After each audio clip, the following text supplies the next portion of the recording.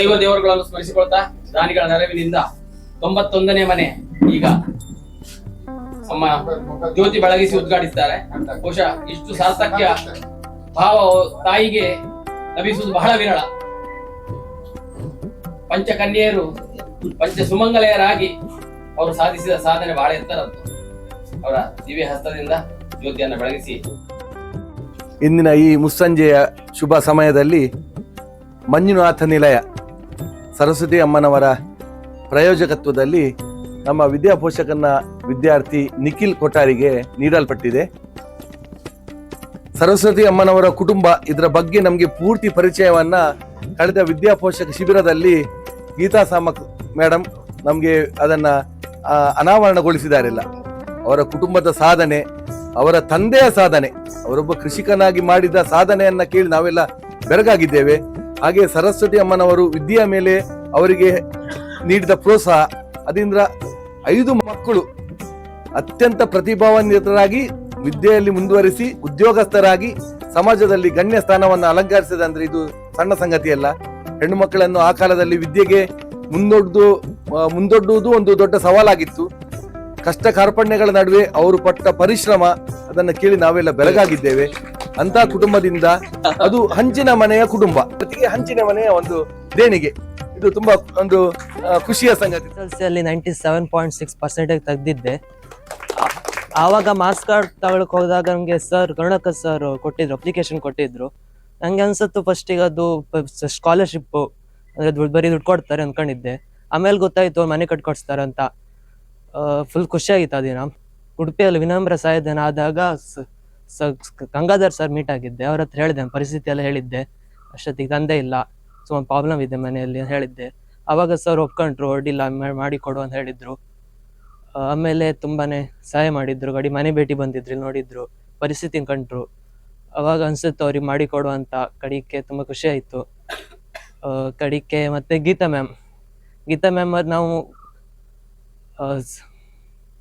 ಉಡುಪಿಗೆ ಕ್ಲಾಸಿಗೆ ಹೋದಾಗ ಮಾತಾಡಿದ್ರು. ತುಂಬಾನೇ ಖುಷಿ ಆಯ್ತು, ತುಂಬಾನೇ ಮಾತಾಡಿದ್ರು. ಬೆಳಗ್ಗೆ ಬಂದು ಸುಮಾರು ತರ ಮಾತಾಡಿದ್ರು, ತುಂಬಾನೇ ಖುಷಿ ಆಯ್ತು ಆ ಟೈಮಲ್ಲೂ. ಅವ್ರು ತುಂಬಾ ಇನ್ಸ್ಪಿರೇಷನ್ ನಮ್ಗೆ. ಅವ್ರ ಅಕ್ಕ ತಂಗಿಯಲ್ಲಿ ತುಂಬಾ ಇನ್ಸ್ಪಿರೇಷನ್. ಒಂದು ವಿಶಿಷ್ಟವಾದ ಕಾರ್ಯಕ್ರಮದಲ್ಲಿ ಭಾಗವಹಿಸ್ತಕ್ಕಂಥ ಯೋಗ ನನ್ನದು ಇವತ್ತು. ನಮ್ಮ ಕುಟುಂಬದ ಪರವಾಗಿ ಗೀತಾ, ಉಷಾ, ಸಂಧ್ಯಾ, ರೇಖಾ ಮತ್ತು ತಾವ ಸೇರಿ ಅಮ್ಮನ ಪ್ರಾಯೋಜಕತ್ವದಲ್ಲಿ ನಮ್ಮ ಅಣ್ಣಯ್ಯನ ಹೆಸರನ್ನು ಶಾಶ್ವತವಾಗಿ ಇಲ್ಲಿ ಉಳಿಸುವಂಥ ಒಂದು ದೊಡ್ಡ ಕಾರ್ಯಕ್ರಮವನ್ನು ನೆರವೇರಿಸಿದ್ದಾರೆ. ವಿದ್ಯಾಪೋಷಕ ಇಡೀ ಕಾನ್ಸೆಪ್ಟನ್ನು ನೋಡಿ ಎಲ್ಲೋ ಒಂಥರ ರೋಮಾಂಚನ ಆಗ್ತಕ್ಕಂಥದ್ದು. ಯಾಕಂದರೆ ಹಲವು ವಿಧಗಳಲ್ಲಿ ಲಕ್ಷ್ಮೀ ಸರಸ್ವತಿಯ ಸಮಾಗಮ, ಒಂದು ಕಡೆ ವಿದ್ಯೆಗೆ ಬೆಂಬಲ ಕೊಡ್ತಕ್ಕಂಥದ್ದು, ಇನ್ನೊಂದು ಕಡೆ ಕಲೆಗೆ ಬೆಂಬಲ ಕೊಡ್ತಕ್ಕಂಥದ್ದು. ಇದಕ್ಕೆ ಲಕ್ಷ್ಮಿಯ ಆಗಮನ. ಸಾಮಾನ್ಯವಾಗಿ ಲಕ್ಷ್ಮೀ ಸರಸ್ವತಿ ಒಟ್ಟಿಗೆ ಇರುವುದಿಲ್ಲ ಅಂತ ಕೇಳಿದ್ದೇನೆ. ಅದೆರಡನ್ನೂ ಒಟ್ಟು ಸೇರಿಸಿದಂಥ ಸಾಧನೆ ನಮ್ಮ ವಿದ್ಯಾಪೋಷಕದವರು ಒಳ್ಳೆ ಕೆಲಸ ಮಾಡ್ತಾ ಇದ್ದಾರೆ. ತತ್ವಜ್ಞಾನ ಹೇಳ್ತಾನೆ, 2 ಕಣ್ಣು 2 ಕಿವಿ 1 ನಾಲ್ಗೆ ಇರ್ತದಂತೆ. ಅದರ ಉದ್ದೇಶ ಏನು ಅಂತ ಹೇಳಿದ್ರೆ, ನಾವು ಎಷ್ಟು ಮಾತನಾಡುತ್ತೇವೋ ಅದರ 2ರಷ್ಟನ್ನು ಕಂಡಿರ್ತೇವೆ ಮತ್ತು 2ರಷ್ಟನ್ನು ಕೇಳಿರ್ತೇವೆ ಅಂತ ಅರ್ಥ. ಇದು ಯಕ್ಷಗಾನ ಕಲಾರಂಗಕ್ಕೆ ಅನ್ವಯ ಆಗ್ತದೆ ಅಂತ ಹೇಳಿ ಈ ಸಂದರ್ಭದಲ್ಲಿ ನಾನು ಹೇಳಕ್ಕೆ ಇಷ್ಟಪಡ್ತೇನೆ. ಈ ಸಂದರ್ಭದಲ್ಲಿ ವಿವೇಕಾನಂದರ ಒಂದು ಮಾತನ್ನು ಹೇಳಿ ನಾನು ಮಾತು ಮುಗಿಸ್ತಿದ್ದೇನೆ. ಅವ್ರು ಹೇಳ್ತಾರೆ, ಒಳ್ಳೆಯವನಾಗಿರುವುದು, ಒಳ್ಳೆಯದನ್ನು ಮಾಡುವುದು ಇದೇ ಧರ್ಮದ ಸರ್ವಸ್ವ ಅಂತ ಹೇಳ್ತಾರೆ. ಈ ನಿಟ್ಟಿನಲ್ಲಿ ಇಲ್ಲಿನ ಇವರು ಅಕ್ಕಂದಿರೆಲ್ಲ ಸೇರಿ ಅಮ್ಮನ ಹೆಸರನ್ನು ಶಾಶ್ವತವಾಗಿ ಮಾಡಿದಿರಲ್ಲ, ನನಗೆ ಹೃದಯ ತುಂಬಿ ಬಂತು. ನಿಮಗೆ ಸದಾಕಾಲ ಶುಭ ಆಗಲಿ ಅಂತೇಳಿ ಇನ್ನೂ ಕೆಲವು ಮನೆಗಳು ನಿಮ್ಮ ಕುಟುಂಬದಿಂದ ಬರಲಿ ಅಂತ ಕೂಡ ನಾನು ಈ ಸಂದರ್ಭದಲ್ಲಿ ಆಶಿಸ್ತೇನೆ. ಸರ್ ಹೇಳಿದ್ರು ಡೌನ್ ಟು ಅರ್ತ್ ಅಂತ. ಅದು ನಿಜವಾಗಿ ಅವರ ಮನೆಯ ಪ್ರತಿಯೊಬ್ಬ ವ್ಯಕ್ತಿಗಳಲ್ಲಿಯೂ ಹಾಗೆ ಇತ್ತು. ಹಾಗೆ ಯಾರು ಏನು ಅವರು ಎಂಥ ಅವ್ರ ವ್ಯಕ್ತಿತ್ವ ಅಥವಾ ಅವರ ಹಣಕಾಸು ಯಾವುದನ್ನು ಇಚ್ಛಿಸದೆ ಅವರ ಒಂದು ಮನೋಧರ್ಮದಲ್ಲೇ ಎಲ್ಲರನ್ನು ಪ್ರೀತಿಯಿಂದ ಹಂಚಿಕೊಂಡಂತಹ ಒಂದು ಶ್ರೇಷ್ಠ ಮನೋವೃತ್ತಿಯ 5 ಜನ ಸಹೋದರಿಯರು ಮತ್ತು ಅವರ ಅಳಿಯಂದಿರು ಅಂತ ಹೇಳ್ತಾರೆ. ಬಹುಶಃ ಇವತ್ತು ಈ ನಮ್ಮ ಅತ್ತಿಗೆಯ ಹೆಸರಿನಲ್ಲಿ ಕೊಟ್ಟಂತ ಮನೆ, ಮಕ್ಕಳು ಮಾಡಿಕೊಟ್ಟಂತ ಮನೆ ನನ್ನ ಅಣ್ಣನಿಗೆ ಮಂಜುನಾಥ ಹೊಳ್ಳರಿಗೆ ನಿಜವಾಗಿ ತುಂಬ ಶಾಂತಿಯನ್ನು ಕೊಡ್ತದೆ ಅಂತ ಭಾವಿಸ್ತಾ, ಈ ಮನೆಯಲ್ಲಿ ನೆಲೆಸುವಂಥ ಫಲಾನುಭವಿಗಳಿಗೂ ದೇವರು ಉತ್ತರೋತ್ತರ ಅಭಿವೃದ್ಧಿಯನ್ನು ಕೊಡಲಿ. ಹಾಗೆ ಈ ನಮ್ಮ ಮನೆಯನ್ನು ಕೊಡಮಾಡಿದಂಥ ಕುಟುಂಬ ಇನ್ನೂ ಹೆಚ್ಚಿನ ಸಾಮಾಜಿಕ ಕಾರ್ಯಗಳಲ್ಲಿ ಭಾಗವಹಿಸುವಂತ ಆಗಲಿ ಅಂತ ಹೇಳ್ತಾ ನನ್ನ ಮಾತುಗಳನ್ನು ಮುಗಿಸ್ತೇನೆ. ಒಂದು ಒಳ್ಳೆಯ ಒಂದು ಅವರ ಕೆಲಸವನ್ನ ಇವತ್ತು ಈ ಒಂದು ಕಾರ್ಯಕ್ರಮದ ಮೂಲಕ ಸಮಾಜಕ್ಕೆ ಪರಿಚಯ ಮಾಡಿಸಿಕೊಟ್ಟಂತಹ ಒಂದು ಕೆಲಸ ಉಂಟಲ್ಲ ಬಹಳ ಸಂತೋಷ ನಾನು ಭಾವಿಸ್ತೇನೆ.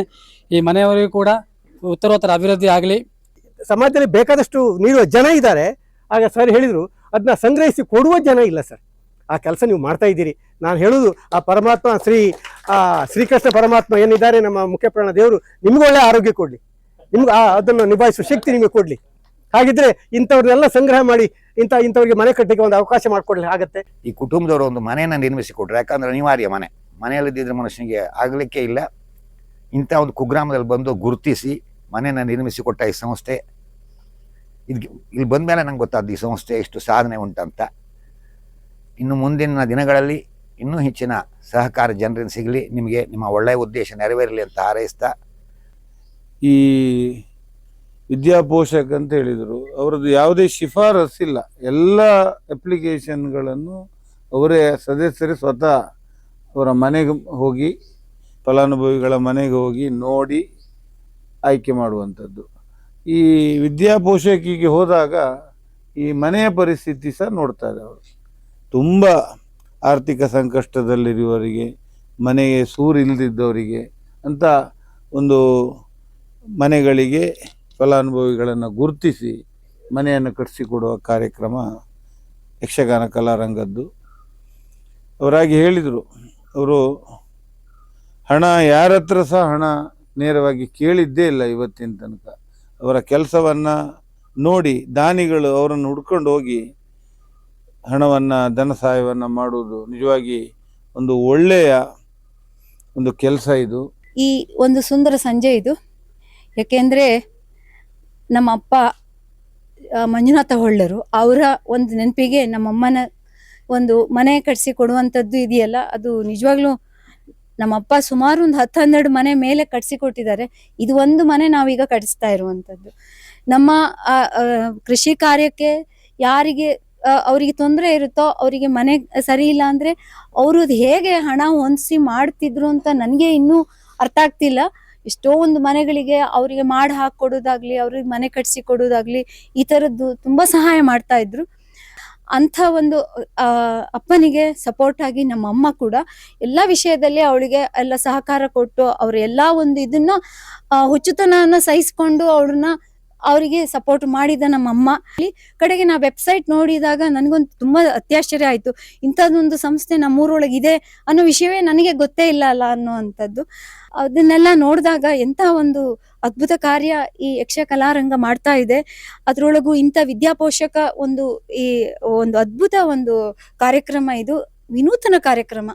ಯಾಕಂದ್ರೆ ಅವರು ಯಾವ ಥರ ಅಂದರೆ, ಒಂದು ಮನೆ ಸರಿಯಾಗಿ ಒಂದು ಇದಿದ್ರೆ, ಒಂದು ಸೂರಿದ್ರೆ ಆ ಮಗು ಚೆನ್ನಾಗಿ ಓದ್ಬೋದು ಅನ್ನೋ ಒಂದು ಕಾನ್ಸೆಪ್ಟ್ ಕರೆಕ್ಟ್. ಹೌದು, ಒಂದು ಸೂರು ಖಂಡಿತ ಎಲ್ಲರಿಗೂ ಬೇಕಾಗಿದ್ದು, ಅದು ಜೀವನದ ಒಂದು ಅತ್ಯಂತ ಒಂದು ಬೇಸಿಕ್ ನೆಸೆಸಿಟಿ ಅದು. ಅಂಥ ವಿಷಯದಲ್ಲಿ ಈ ಥರದ ನಮಗೆ ಒಂದು ಈ ಥರದ್ದು ಇದೆ ಅಂತ ಒಂದು ಪರಿಚಯ ಮಾಡಿಸಿದ ವಾಸಣ್ಣಯ್ಯನಿಗೆ ನನ್ನ ಕೃತಜ್ಞತೆಗಳು.